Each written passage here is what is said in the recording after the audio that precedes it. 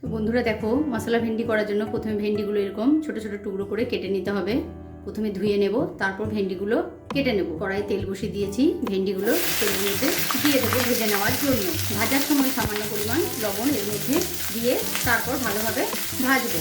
এবার তুলে নেব, খুব বেশি ভাজবো না, ভেন্ডি লাল ভাবটা চলে গেলেই হয়ে যাবে। এবার এটা তুলে নিচ্ছি। আবার কড়াই 2 চামচ মতো তেল দিয়ে দিলাম।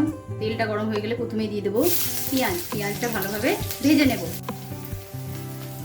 ছোট্ট একটা টমেটো কুচি এর মধ্যে দিয়ে দেবো, তারপর আবার ভালোভাবে ভেজে নেব।